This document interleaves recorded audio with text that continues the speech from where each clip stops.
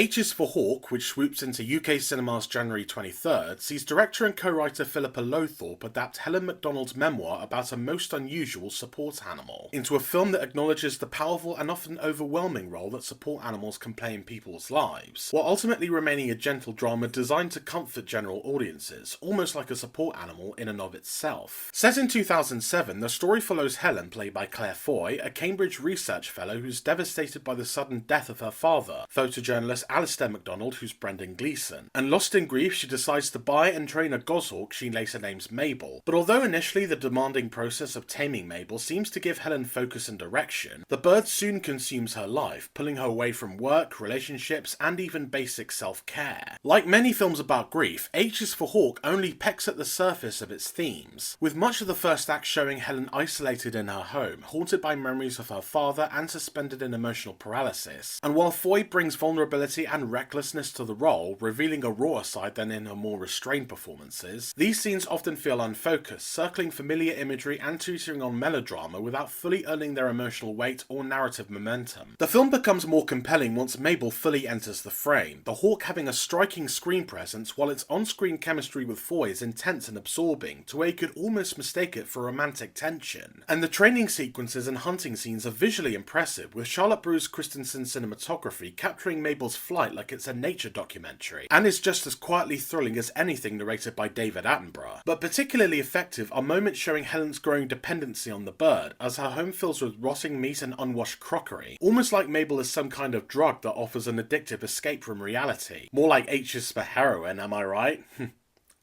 Anyway, despite these strengths, the script treats Helen's mental decline too lightly, as her withdrawal from friends and family happens abruptly and without enough psychological grounding, making such behaviour feel not necessarily out of character, but certainly underdeveloped, and attempts to address death more directly are often clumsy, notably a lecture scene that's interrupted by smug students, whose sole function is to provoke her frustration with buzzwords and gotcha moments, like they've wandered in from the set of a God's Not Dead movie. While it never fully succeeds as a nuanced depiction of mental health, the 3-star H is for Hawk benefits from strong performances, sincere intentions, and polished filmmaking, making it a serviceable adaptation that underscores the comfort a support animal can provide, no matter how ferocious. Visit the Film Feeder website to read my more detailed review, but for now, thanks for watching, please like and subscribe for more reviews, and I'll see you next time.